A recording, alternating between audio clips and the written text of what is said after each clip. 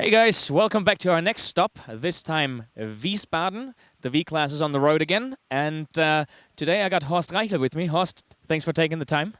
Thank you for having me here. It is kind of obvious, looking at you, that you're racing for Team Sport for Good. You're the only one racing out of the team here today?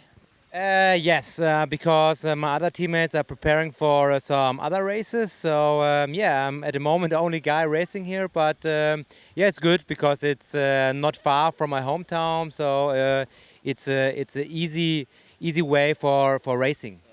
And we're lucky to have you here. It's your girlfriend's birthday today, so usually that's a definite no-go for work. So thanks for taking the time. Hey, predictions. It's a stellar field that we're having here racing. A lot of great athletes. What are your predictions for Sunday? Well, yes, this time it's very brutal. Because the Ironman 70.3 World Championships is in 2 weeks, so a lot of overseas athletes are here, and yeah, you see on the start list that the who is who of triathlon 70.3 is here. So I expect that some of the Australian guys are very strong. For example, Joe Gambles, he's a runner-up in the 70.3 Worlds, and Richie Cunningham, for example. But we also have the strong Germans on the 70.3 courses, like Andreas Dreitz. He's a two-time Ironman 70.3 winner in Mallorca. And yes, it's a bunch of athletes. I think at least 10 athletes can win here, and we have over 60 pro athletes here on the start. So it will be very exciting, and I hope I can try my best. I will try my best, but I can do my best with a nice result. I have another focus of long distance, but it's nice to race against the best in the world. So if I ask you, are you going to win? What's your statement on that? Well, that's a tough one. I think, to be really honest, it's very hard for me to win here. I had a long distance race in my legs a couple of weeks before, and now I'm in the build-up for Ironman Mallorca in 5 weeks. So my focus is a little bit different, but I'm here for racing, to have a kind of a fitness test and to see how much I have to work for the next weeks. How does it work with the busy schedule you have these days? There's no real season anymore. It's basically the triathlon season is pretty much all year. And as you said, this is already built up for Mallorca now.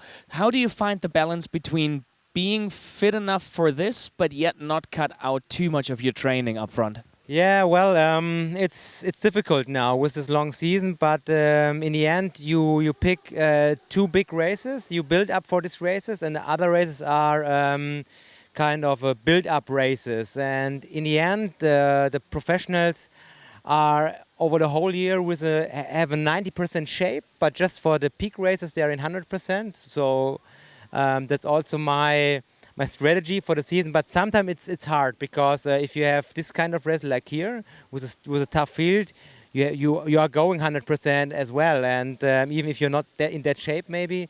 So you have to be focused on the big races and doing the other races for a build-up, and it worked for me well in the last years. And hey, at some of the recent races, we saw a pretty cool new thing with Team Sport for Good. So together with your partner Mercedes-Benz, you're supporting the Laureus Foundation. And from what I hear, age group athletes can now become sort of an honorary member of the team. What do they have to do, and how do they support Laureus?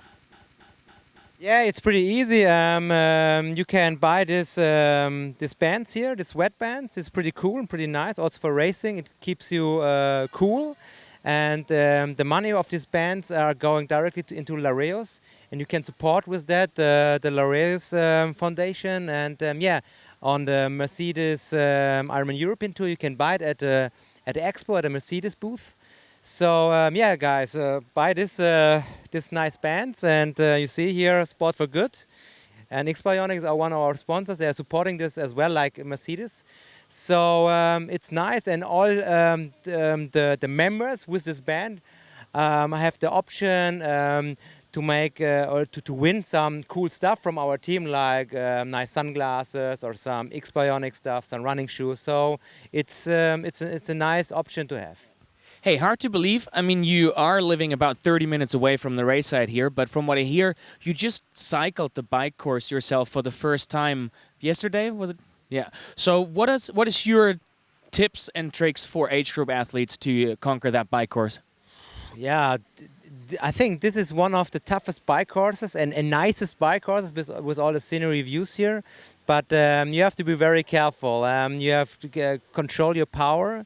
You have a lot of steep climbs, so it's not so easy to go out from the beginning. So yeah, it's different. It depends on the athlete's type.